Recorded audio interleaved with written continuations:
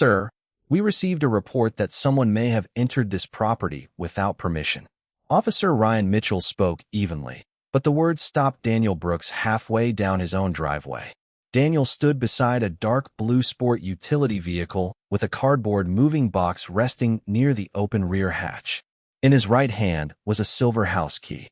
Behind him, the front door of the two-story brick home stood open beneath a freshly painted white porch. A small stack of moving boxes could be seen inside. Daniel looked at the officer, then at the house, then back at the key in his hand. Someone called the police because I entered my own house. Mitchell did not answer immediately. His partner, Officer Elena Torres, stood several feet away near the sidewalk, calm and observant. Neither officer had raised a voice. Neither had accused Daniel of a crime. But two marked patrol vehicles parked along Hawthorne Lane had already changed the atmosphere of the quiet Charlotte neighborhood. Curtains moved behind windows. A man walking his dog slowed near the corner. Across the street, a woman stood beside a neatly trimmed hedge with her arms folded. Daniel noticed her immediately. White woman, early 50s. Light brown hair cut neatly above her shoulders. Pale blue cardigan. She was not watching the officers. She was watching him. I am Daniel Brooks, he said. I closed on this property yesterday. I moved in this morning. Mitchell nodded. All right, Mr. Brooks. We just need to clear up the report. Daniel looked toward the woman across the street again. She did not look away. What exactly was reported? Torres answered this time. The caller said an unfamiliar man was entering a recently sold home and moving items onto the property. Daniel glanced at the cardboard box beside his vehicle. Kitchen supplies. Coffee mugs wrapped in newspaper. A framed photograph of his parents. Ordinary things that suddenly sounded suspicious when described by someone who had already decided he did not belong there. Moving items onto the property, Daniel repeated. You mean moving in? Mitchell kept his tone professional. That may be exactly what is happening. We are here to verify it. Daniel nodded once. He understood the officers had responded to a call. What he did not understand was the call itself. He looked down Hawthorne Lane. Mature oak trees shaded broad lawns. Mailboxes stood at the ends of clean driveways. American flags moved gently in the warm North Carolina afternoon. Nothing about the street looked threatening. Nothing about what Daniel had been doing looked unusual. He had unlocked the front door with a key, opened the garage with a remote, carried boxes inside, checked the mailbox. He had not climbed a fence. He had not forced a door. He had not hidden from anyone. He had simply arrived home. Across the street, the woman finally stepped away from the hedge. Officer, she called. I'm the one who contacted you. Daniel turned toward her. She walked closer, but stopped at the edge of her lawn. My name is Margaret Collins. I have lived here almost 20 years. I knew the previous owners. Daniel waited. Margaret looked directly at Mitchell rather than at him. The Harrisons lived there for 12 years. They were good neighbors. They moved recently, and the house has been empty. Not anymore, Daniel said. Margaret finally looked at him. Her expression carried certainty, not curiosity. I was told the property had been sold. Daniel nodded. It was. Then you understand why I was concerned. No, Daniel said quietly. The single word seemed to surprise her. Daniel placed the house key on top of the moving box, so everyone could see it. I understand that you saw someone you did not recognize. I do not understand why that became a police call. Margaret's lips tightened. I was protecting the neighborhood. Daniel looked around again. A sprinkler clicked rhythmically 2 houses down. Wind stirred the oak leaves. His new home stood behind him with his belongings visible through the open door. The ordinary scene made her explanation feel even stranger. Mitchell glanced toward Torres, then back at Daniel. Mr. Brooks, if you have identification or documentation showing your connection to the property, that should resolve this quickly. I do, Daniel said. My identification is in my wallet. My closing folder is inside on the kitchen counter. Margaret shifted slightly when she heard that. Daniel noticed. So did Torres. Before I get it, Daniel said, turning toward Margaret. I want to ask one question. Margaret raised her chin. What question? Daniel's voice remained calm. Have you ever met me before today? Margaret hesitated. No. Daniel looked at the house, then at the key, then back at the neighbor who had watched him long enough to call the police, but not long enough to walk across the street and introduce herself. Then I think we need to talk about what you believed you saw. 30 minutes earlier, Hawthorne Lane had looked exactly like the kind of street Daniel Brooks had imagined when he first saw the listing. Quiet, shaded, established. The neighborhood sat several miles from downtown Charlotte, far enough from the busiest traffic to feel peaceful, but close enough that Daniel could reach his engineering office without turning the morning commute into an expedition. He drove slowly beneath the oak trees, searching for the house number, even though he already knew exactly where it was. Number 1847 appeared on a black mailbox beside a wide driveway. Daniel smiled. He had seen the number in inspection reports, loan documents, insurance forms, closing disclosures, and more emails than he cared to remember. Seeing it on his own mailbox felt different. He pulled the dark blue sport utility vehicle into the driveway and turned off the engine. For several seconds, he simply sat there. The two-story brick house stood beyond the windshield, afternoon sunlight warming its white porch columns. The lawn needed trimming near the fence. One shutter could use fresh paint. Daniel noticed those things automatically. He had spent more than 20 years as a construction engineer, and buildings rarely allowed him to look at them casually. But today he was not evaluating somebody else's property. Yesterday afternoon, after months of inspections, negotiations, financing, signatures, and delays, he had completed the closing. Today he was home. On the passenger seat rested a thick folder containing copies of the closing documents. His identification was in his wallet. 2 new house keys hung from a plain metal ring beside the center console. Daniel picked them up and stepped outside. Across the street, a curtain moved behind a front window. He noticed it but thought nothing of it. New neighbors were curious. He would have been curious too. Daniel opened the rear hatch and carried the first box toward the porch. The key turned smoothly in the lock. Inside, the house still smelled faintly of fresh paint and hardwood cleaner. Empty rooms amplified every footstep. He placed the box on the kitchen counter beside the closing folder, opened several blinds, then returned outside. On his second trip, he used the garage remote. The door lifted, revealing an empty 2-car garage and a workbench the previous owner had left behind. Daniel smiled again. He could already picture his tools along the wall. Across the street, Margaret Collins was watching from her living room. She had lived on Hawthorne Lane for nearly 20 years. She knew which family owned the corner house, whose son had gone to college in Virginia, which neighbor traveled every winter, and which lawn service arrived on Thursdays. She had known the Harrisons, the previous owners of Daniel's house, for more than a decade. She knew they had moved. She knew the property had been sold. What she did not know was who had purchased it. Margaret watched Daniel carry another box through the open garage.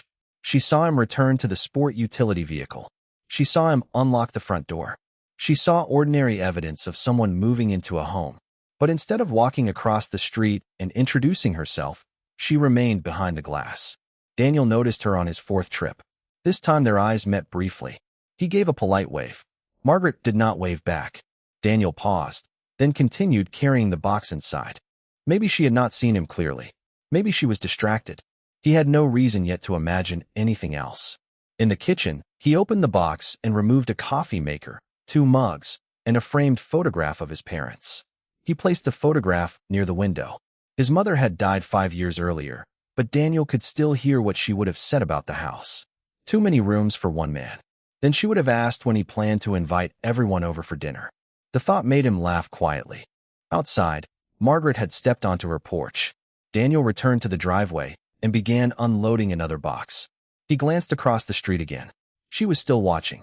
This time he considered walking over and introducing himself, but his hands were full, and there would be plenty of time later. Margaret disappeared inside. Daniel assumed the moment was over. He did not see her pick up her phone. He did not hear her describe an unfamiliar man entering the recently sold house. He did not know she was telling a dispatcher that the situation seemed suspicious. He simply continued moving into the home he had legally purchased, carrying one box after another beneath the warm North Carolina sun. 12 minutes later, as Daniel reached into the rear of his vehicle for another box, the quiet reflection of red and blue lights appeared across the polished surface of his rear window. The flashing lights did not come with sirens, but they were enough to make Daniel stop with both hands resting on the edge of the open rear hatch. A marked Charlotte-Mecklenburg patrol vehicle slowed in front of the house, followed moments later by a second. Daniel watched Officer Ryan Mitchell step out first, his movements calm and deliberate. Officer Elena Torres emerged from the second vehicle and surveyed the driveway, the open garage, the moving boxes, and the front door standing several inches open. Nothing about their approach suggested panic. That almost made the situation more confusing. Daniel looked around, wondering whether something had happened farther down the street. Then Mitchell walked directly toward him. "Good afternoon, sir. Do you live here?" Daniel glanced at the house behind him. "As of yesterday, yes." Mitchell nodded. "We received a call about someone entering this property. The caller was concerned that the person might not have permission to be here." Daniel stared at him for a second. The sentence sounded absurd beside the ordinary evidence surrounding them. His vehicle was parked neatly in the driveway. The garage door was open. Boxes marked kitchen, office, and books sat inside. A new set of keys rested on top of one box. "I bought the house," Daniel said. "I closed yesterday." Torres looked toward the front door. "Do you have identification with you, Mr. Brooks?" "Daniel Brooks." He reached slowly for his wallet and removed his driver's license. Mitchell examined it briefly. The address still showed Daniel's previous apartment because he had not yet updated it. Daniel almost laughed at the timing. "I moved in today," he explained. "The address change is not exactly the first thing I unpacked." Mitchell returned the license. "Understood. Do you have any purchase documents available?" "Inside." Closing folder on the kitchen counter. Before Mitchell could respond, a voice carried from across the street. "Officers, I am the person who called." Margaret Collins walked down her driveway and stopped near the curb. Daniel recognized her immediately as the woman who had watched him through the window. She looked relieved to see the officers, as though their arrival had confirmed that her concern had been justified. "I have lived here almost 20 years, she said. "The Harrisons own that house." "I know them." Daniel turned toward her. "They sold it." Margaret looked at him. "I know they sold it." "Then what is the problem?" Her expression tightened. "I did not know who bought it." Daniel waited for the rest of the explanation. None came. Torres glanced toward Margaret. "Did you see Mr. Brooks force entry into the home?" "No." "Did you see him damage a door or window?" "No. But I saw him going in and out." Daniel looked toward his open garage. "I am moving," Margaret continued. "The house has been empty since the Harrisons left. Then suddenly I see someone I have never seen before carrying things inside." Daniel's eyes narrowed slightly, not with anger, but with disbelief. "You also saw me use a key." Margaret paused. She had. "I could not tell exactly what you were doing from across the street." "You saw the garage open?" "Yes." "You saw my vehicle in the driveway?" "Yes." "You saw boxes?" Margaret exhaled. "I saw someone unfamiliar at a house that recently changed hands. I thought it was responsible to call." Daniel studied her face.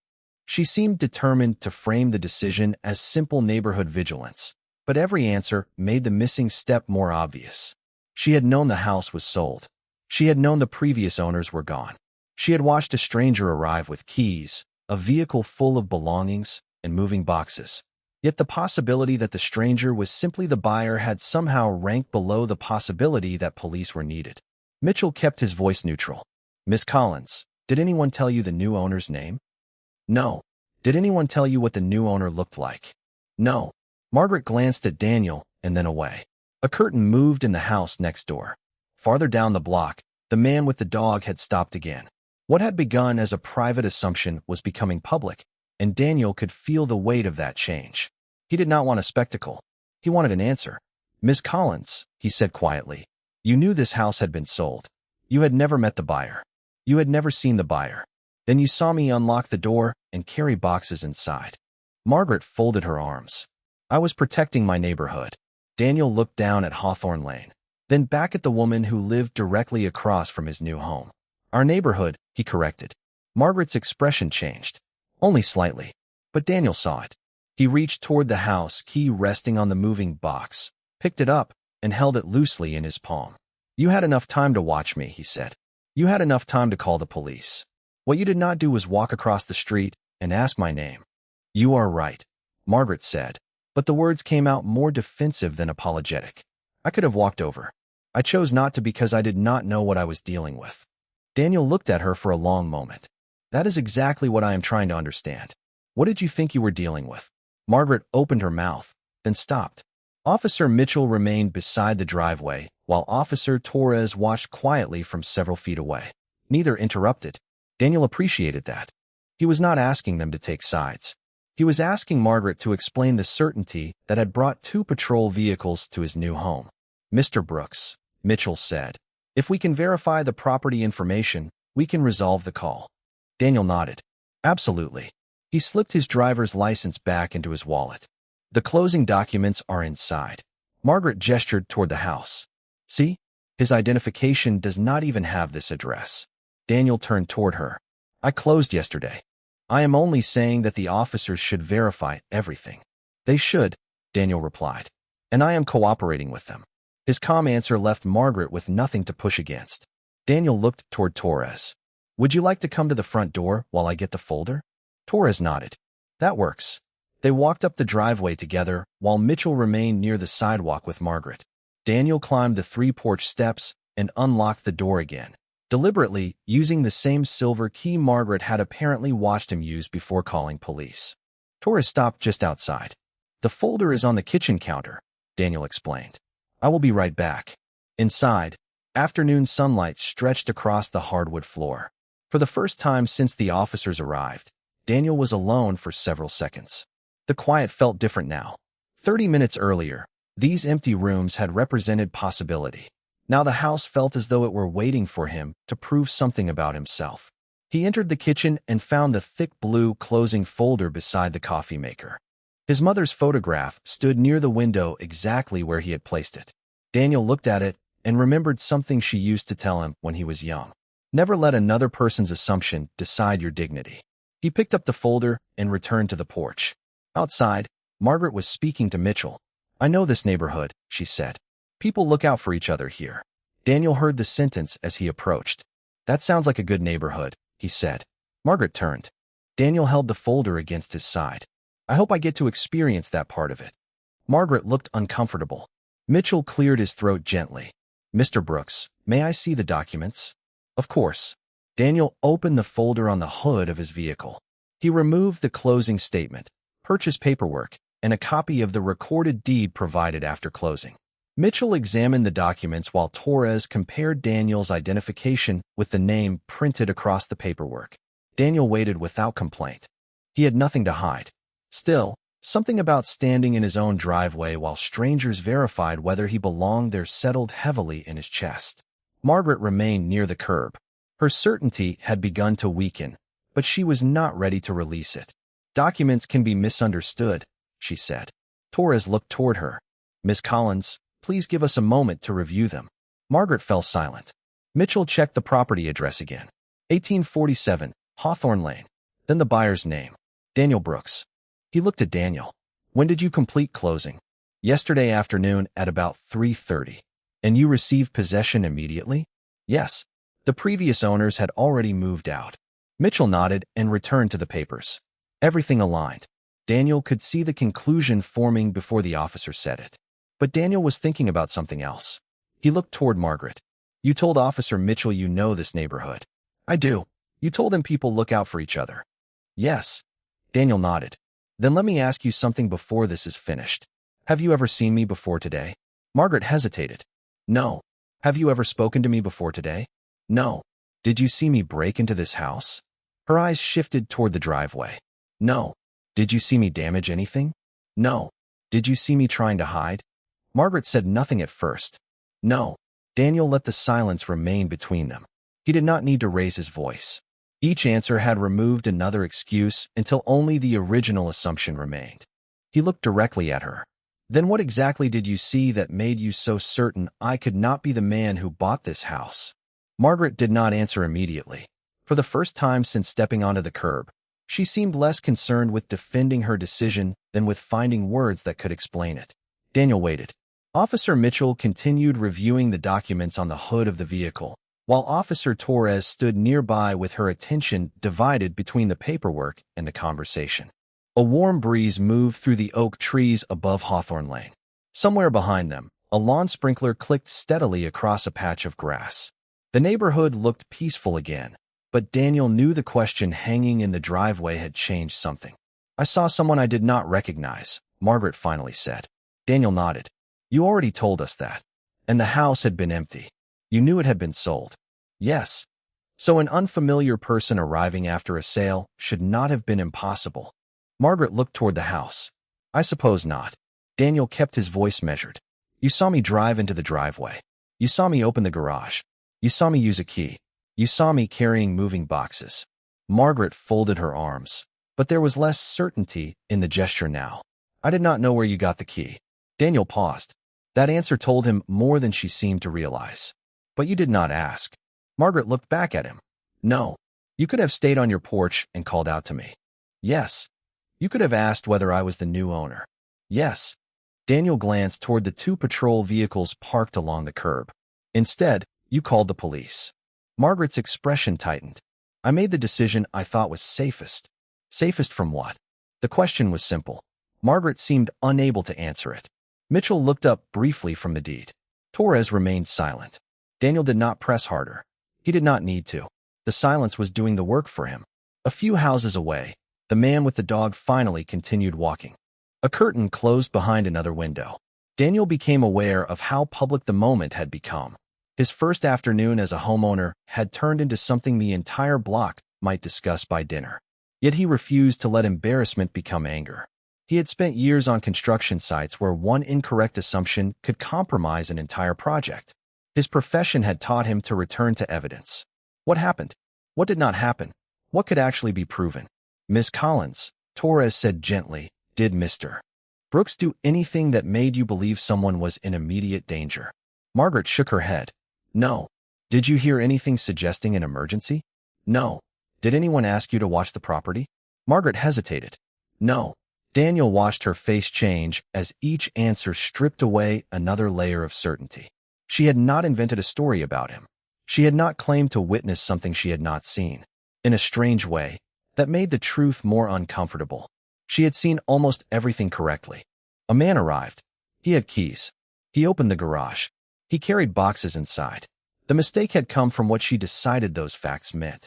Mitchell straightened and held the documents in one hand. "Mr. Brooks, the name and address on these papers match the information you provided." Daniel nodded. "Thank you." Margaret looked toward Mitchell. "So that is really his house?" Daniel heard the question and turned slowly toward her. Mitchell answered professionally. "We are completing the verification, but the documentation presented is consistent with Mr. Brooks being the lawful owner." Margaret's eyes moved from the papers to Daniel, then toward the brick house behind him. The same building she had watched for years had not changed. Only the person standing in front of it had. Daniel reached for the closing folder, but Mitchell had not finished reviewing everything. "One moment, Mr. Brooks." "Of course." Daniel stepped back. Margaret shifted toward her driveway, as though she suddenly wished the distance between their homes were greater than the width of the street. Daniel could have allowed her to leave. Instead, he spoke quietly. "Margaret." She stopped. It was the first time he had used her first name. "I am not asking you to admit what was in your mind. Only you know that." She looked at him. "Then what are you asking?"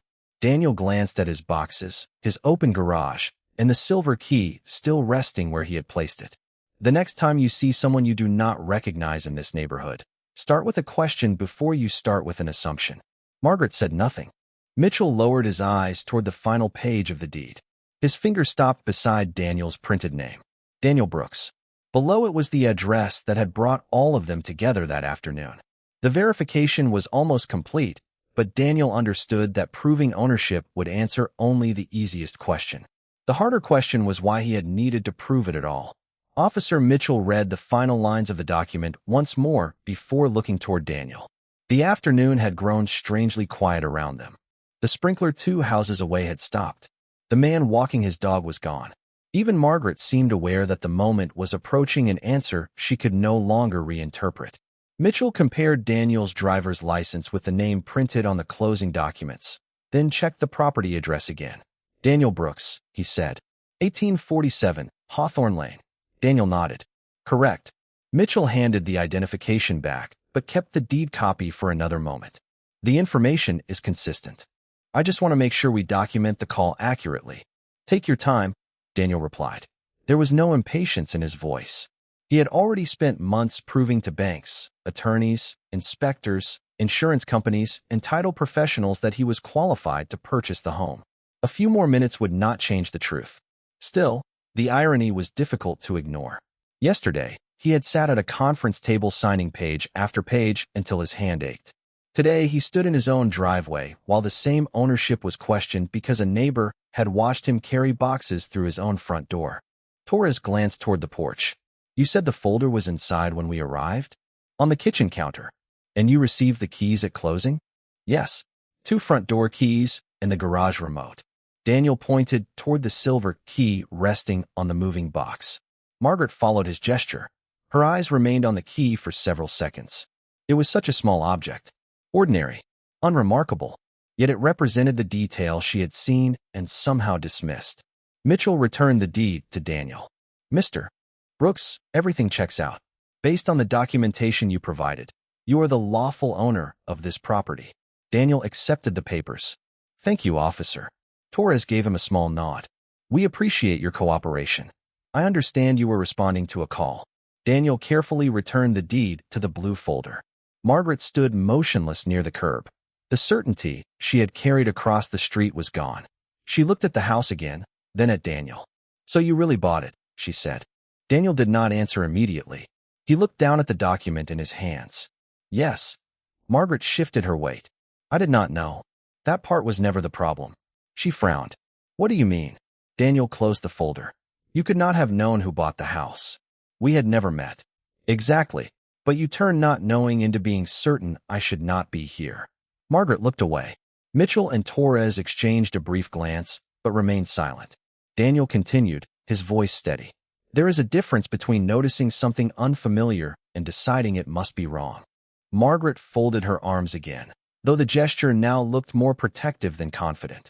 I was only trying to be careful. Daniel nodded. Careful would have been watching for something actually suspicious. A broken window. Someone forcing a door. Someone hiding when they saw you. He gestured toward the driveway. I parked in front. I used a key. I opened the garage. I carried moving boxes in broad daylight. Margaret's face tightened. I already said I did not know you. Daniel looked directly at her. And I did not know you. But when I saw you watching from across the street, I waved. I did not assume you were dangerous because you were unfamiliar to me. The words settled between them. Torres lowered her gaze briefly. Mitchell closed the small notebook he had been using. Ms. Collins, he said, the ownership question has been resolved. There is no indication that Mr. Brooks is on the property without authorization. Margaret nodded slowly. I understand. Mitchell turned toward Daniel. Unless you need anything else from us, we will clear the call. Daniel considered the question. He could have complained. He could have demanded an apology from Margaret in front of everyone. Instead, he shook his head. No, I think the facts are clear. Mitchell and Torres began walking toward their vehicles. The tension that had filled the driveway should have disappeared with them, but Margaret remained standing at the curb. Daniel picked up the silver key and slipped it into his pocket. Then he lifted the moving box from beside the vehicle. Margaret watched him. Mr. Brooks, she said quietly. Daniel stopped. Yes. She searched for words. I suppose I should have asked who you were. Daniel looked toward the front door of his new home. That would have been a good place to start. Margaret lowered her eyes. Daniel carried the box toward the porch, but before stepping inside, he turned back. Tomorrow I will still be your neighbor, he said. The police leaving does not change that. Margaret looked across the narrow street, separating their houses. For the first time that afternoon, she seemed to understand that the real consequence of her decision would not end with a patrol vehicle driving away. She would have to wake up the next morning, look across Hawthorne Lane, and see the man she had treated like a stranger standing exactly where he belonged. The next morning, Daniel woke before 7 to the unfamiliar quiet of a house that still contained more boxes than furniture. Sunlight entered through the bedroom blinds in narrow golden lines. For several seconds he stared at the ceiling, remembering where he was. Then yesterday returned with it. The patrol vehicles. Margaret at the curb. The deed spread across the hood of his vehicle. The strange experience of proving that the front door he had unlocked belonged to him. Daniel got dressed, made coffee, and stepped onto the porch. Hawthorne Lane looked ordinary again. A delivery truck moved slowly past the corner. Birds gathered beneath the oak trees. Across the street, Margaret's curtains were open. Daniel saw her standing near the window before she stepped away. He did not wave this time. Not because he wanted conflict, but because he refused to perform friendliness simply to make someone else comfortable with what they had done. He carried his coffee to the driveway and began opening boxes in the garage. Around 8:30, a gray pickup stopped near the curb. An older man climbed out and approached with an easy smile. "You must be Daniel." Daniel set down a toolbox. "That depends. Are you here to call the police too?" The man froze, then gave an embarrassed shake of his head. "I heard about yesterday. I am Tom Bennett. 3 houses down." Daniel nodded. "Daniel Brooks." They shook hands. Tom glanced across the street before lowering his voice. "Margaret can be a little protective of the neighborhood." Daniel looked at him. Protective is checking whether somebody left a garage open overnight. Calling police on a man carrying boxes into a house he unlocked is something else. Tom's smile disappeared. "Fair point." Daniel appreciated that he did not argue. Tom told him which day trash collection came, recommended a hardware store less than 2 miles away, and offered the number of a reliable landscaper. The conversation lasted 5 minutes. It was ordinary. That was exactly what Daniel had wanted his first interaction with a neighbor to be. After Tom left, Daniel returned to unpacking. Around noon, Margaret crossed the street. Daniel saw her coming but continued assembling a shelving unit inside the garage. She stopped several feet from the entrance. "Good morning." Daniel looked up. "Morning." Margaret clasped her hands together. "I wanted to apologize for yesterday." Daniel remained quiet. "I should not have made assumptions," she continued.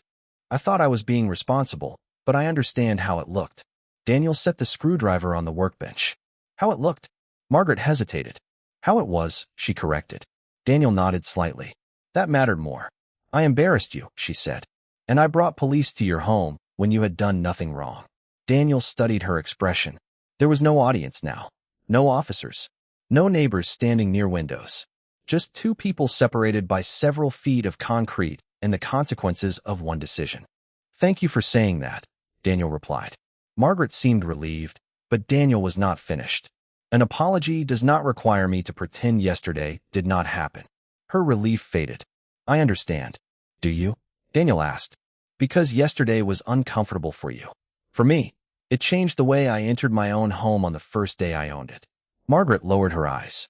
Daniel continued calmly. "I spent years saving for this place. Months getting through the purchase. I walked through that door thinking about where I would put furniture and when my family could visit. Then I ended the afternoon standing in my driveway proving I was allowed to be here." Margaret looked toward the house. "I am sorry. I believe you." Daniel picked up the screwdriver again, but did not return to work. "What matters is what happens next time you see someone you do not recognize." Margaret nodded. "I will ask before I assume." "Good." A quiet moment passed. Margaret looked toward the street. "For what it is worth, welcome to Hawthorne Lane." Daniel considered the words. Yesterday, they might have sounded like permission. Today, they sounded different. "Thank you," he said. "But I was already here." Margaret gave a small, humbled nod and walked back across the street. Daniel watched her reach her porch before returning to the shelving unit. The deed inside his kitchen had settled the legal question in minutes. What happened afterward would take longer. A neighborhood was not built by property records alone. It was built by repeated choices about who received trust, who received suspicion, and who was treated as though belonging had to be earned. Daniel tightened the final screw and stood the shelf upright. Across Hawthorne Lane, Margaret looked back once before entering her house. This time, when their eyes met, neither of them looked away. Over the next several weeks, Hawthorne Lane slowly became what Daniel had hoped it would be from the beginning: home. The moving boxes disappeared one by one. Books filled the shelves in his office. Family photographs found places along the hallway. The garage became organized with tools arranged above the workbench, and on Saturday mornings Daniel worked outside before the North Carolina heat settled over the neighborhood. He repaired a loose porch railing, replaced an aging light fixture, and spent an entire afternoon trying to convince one stubborn section of lawn to grow evenly. None of it was remarkable. That was the point. The man Margaret had once watched as a suspicious stranger became impossible to separate from the ordinary rhythm of the street. She saw him bring Tom Bennett's trash bins back from the curb when Tom was away visiting family. She saw him help an elderly neighbor understand a contractor's estimate for a damaged fence. She saw delivery drivers call him by name. She saw his sister arrive one Sunday with her 2 children and watch them carry food into the house for a family dinner. Each moment quietly challenged the story Margaret had created during Daniel's first afternoon. One Saturday, Margaret found herself standing at her mailbox when a white man she did not recognize pulled into Daniel's driveway. He stepped out of a pickup carrying a large tool case and walked toward the garage. Margaret's first instinct was to watch more closely. Her hand moved toward the phone in her pocket. Then she stopped. She remembered Daniel's question. What did you actually see? The man was not forcing a door. He was not hiding. He was carrying tools in broad daylight. Margaret waited. Less than a minute later, Daniel stepped from the garage and greeted the man with a smile. He was an electrician Daniel had hired to install additional outlets near the workbench. Margaret slowly removed her hand from her pocket. The moment lasted only seconds, but she understood its importance. She had noticed something unfamiliar without turning unfamiliar into dangerous. That evening, she saw Daniel watering new shrubs near the porch and crossed the street. I almost did it again today, she said. Daniel shut off the hose. Did what? Assumed something because I did not recognize someone. Daniel waited. Margaret explained about the electrician, but I stopped and asked myself what I actually knew. Daniel nodded. And what did you know? Almost nothing. A faint smile appeared on his face. That is usually a useful thing to know. Margaret laughed quietly, then became serious. I have been thinking about what I said that day, that I was protecting the neighborhood. Daniel leaned against the porch railing. From what? Margaret looked toward the houses lining Hawthorne Lane. This time she did not search for a comfortable answer. I do not know. Daniel remained silent. Margaret continued. That is what bothers me. You were not doing anything threatening. You were not acting strangely. You were moving into a house. I filled in everything else myself. Daniel studied her for a moment. That is the part the deed could not explain. Margaret looked at him. What do you mean? The deed proved I owned the house. It did not explain why you needed that proof before you could imagine I belonged here. Margaret lowered her eyes. I know. Daniel's voice softened, but the meaning did not. If I had been a contractor, a friend of the owner, or somebody hired to move furniture, I still would not have deserved to be treated like a threat without a reason. Margaret nodded slowly. There it was. The second truth, harder than the first. The police had verified an address. The document had settled ownership. But neither answered the deeper question because the deeper question had never been about real estate. Margaret looked back toward her own house. I cannot change what I did. No, but I can change what I do next. Daniel nodded. That is where change usually starts. A car passed slowly beneath the oak trees. Somewhere down the block, children laughed near a driveway. Margaret turned to leave, then stopped. Good night, Daniel. Good night, Margaret. She crossed Hawthorne Lane without looking back.